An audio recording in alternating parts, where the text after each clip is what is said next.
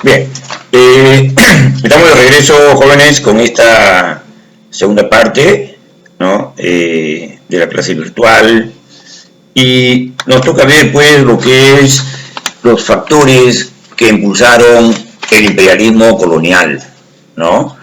Dentro de los factores que impulsaron el imperialismo colonial, encontramos tres factores definidos, ¿no? El factor económico, el factor político y el factor ideológico. Dentro del factor económico, el imperialismo buscaba nuevos territorios que ofrezcan nuevas fuentes de materias primas y energía, ¿no? El crecimiento mundial lo exigía y eran escasas en Europa. Por eso que eso fue una de los factores principales, ¿no? Buscar materias primas y fuentes de energía que posibiliten pues el crecimiento en Europa. Otro factor económico fue la búsqueda de nuevos mercados vírgenes que puedan consumir los excedentes de producción de los países europeos industrializados, ¿no? O sea, los países imperialistas tenían pues excedente de producción, producto de la revolución industrial y la producción a gran escala. Entonces, ¿a quién vender esos productos excedentes? Había que buscarlos, ¿no?, en nuevos mercados en el mundo.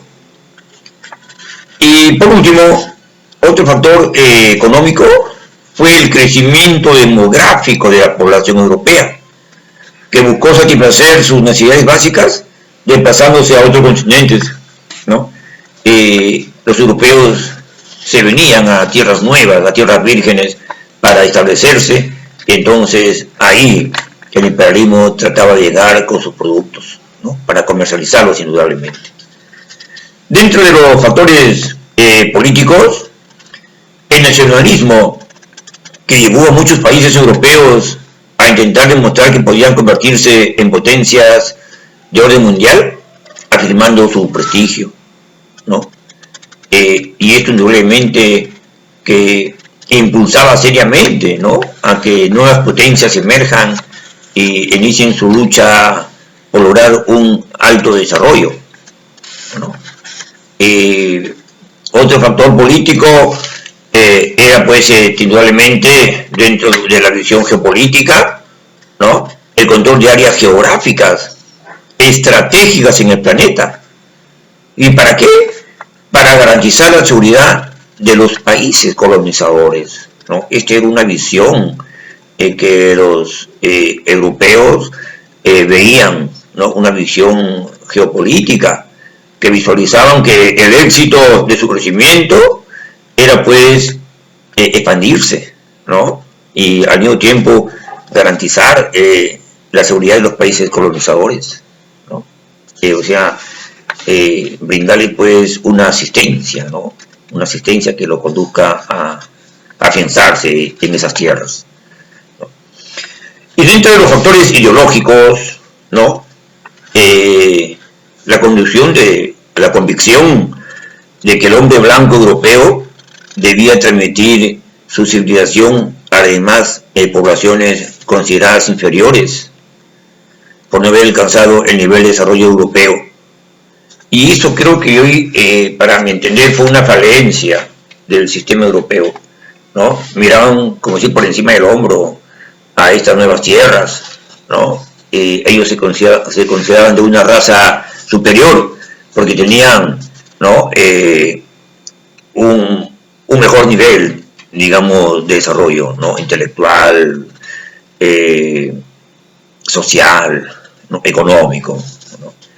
Y por último, siempre en toda colonización, en todo factor ideológico, en toda avanzada hacia el descubrimiento de nuevas tierras, ha estado la Iglesia, ¿no? El idealismo religioso fomentó que los religiosos europeos se creyeran con el deber de expandir sus doctrinas católicas y protestantes. Entonces la religión también jugó un papel importantísimo, ¿no?, dentro de esa acción. Bien, puesto ya de manifiesto los factores que impulsaron ello, vamos a ver cómo se hizo la repartición, ¿no?, de los territorios vía diplomática, ¿no? Y para ello se produjo el Congreso de Berlín, ¿no?, y sus resoluciones. Digamos que este Congreso, ¿no?, de Berlín, dentro del último tercio del siglo XIX y principios del siglo XX, coincidiendo con la segunda revolución industrial y el auge del capitalismo industrial y financiero, se produjo la conferencia de Berlín, ¿no? Esta conferencia era uno de los grandes acontecimientos diplomáticos de finales del siglo, y la conferencia se celebró en Berlín entre el 15 de noviembre de 1884 y el 26 de febrero de 1885, y que fue conducida u organizada por el canciller alemán Bismarck, ¿no?, ante los conflictos que se estaban generando, ¿no?, por los intereses contrapuestos de las potencias europeas que ansiaban el dominio del territorio africano, ¿no?, especialmente Gran Bretaña y Francia, ¿no? A la conferencia asistieron, en su intento por resolver diplomáticamente aquellas posiciones enfrentadas, por las cuales en otro momento se podrían ir a la guerra. Estaba Alemania, el Imperio Austrohúngaro, Bélgica, Dinamarca, Francia, Holanda, Italia, Portugal, Rusia, España, Suecia y el Reino Unido. Además de ello, también se sumaron el Imperio Otomano y la naciente, ¿no?, potencia que era Estados Unidos. ¿Cuáles fueron sus resoluciones de esta conferencia de Berlín, ¿no? Entre las más importantes, se dieron 4, 6, hasta 7, podríamos encajarlas dentro de esta resolución. La primera, se reconocía a Leopoldo II el dominio exclusivo del Congo belga frente a las ambiciones francesas por parte de esta colonia, ¿no? Gran Bretaña y Francia habían de resolver por sí mismas sus diferencias. Se determinó la prohibición del tráfico de esclavos, ¿no? Se prohibía la práctica de establecer colonias vacías que no fueran ocupadas de manera efectiva. Se determinó que aquella potencia que controlara el litoral de un territorio ostentaría de hecho la autoridad sobre el interior del mismo. Ello estimuló la penetración desde la costa hacia el interior del continente, ¿no?, en una frenética lucha por hacerse con la mayor extensión posible e impedir que los rivales hiciesen lo mismo. El Congreso Conferencia de Berlín se ciñó exclusivamente a los asuntos concernientes al continente africano. Dejó de lado las restantes zonas de proyección imperialista, ¿no? Aceleró el proceso de reparto. De hecho, pocos años más tarde, salvo Liberia y Abisinia, no existía en África ningún territorio que se sustrajera a la dominación europea, ¿no? Pero a pesar de los intentos por canalizar pacíficamente el proceso imperialista, los enfrentamientos se agudizaron en la primera década del siglo XX y se constituyeron en la antesala de la Primera Guerra Mundial, ¿no? Y dentro de ello, de este proceso, destacaron dos conflictos, ¿no? La guerra anglo-boer. ¿Y quiénes eran los boer? Eran también los llamados africanes. Y eran granjeros de origen holandés que se habían establecido en la zona del Cabo a mediados del siglo XVII. De fe calvinista y profundamente racistas, habían despojado a los aborígenes de sus tierras, ¿no? Entre 1835 y 1845 tuvieron que retirarse de esos territorios ante la presión de los colonos británicos y se establecieron en las zonas más norteñas de Orange y Transvaal, ¿no? Es en esta zona donde chocaron de nuevo con los intereses de los colonos británicos, que en su mayoría eran mineros, y de los boer, que eran ganaderos y agricultores, ¿no? ¿Y por qué se dio este conflicto? ¿No? Porque en 1886 se descubrieron yacimientos de oro y diamantes en los territorios de los boers. Gran Bretaña, además por razones geopolíticas, tenía un elevado interés en unir el continente africano al norte y sur bajo su soberanía, en tanto que los boers, además de otros pueblos como los zulúes obstaculizaron esas pretensiones, ¿no?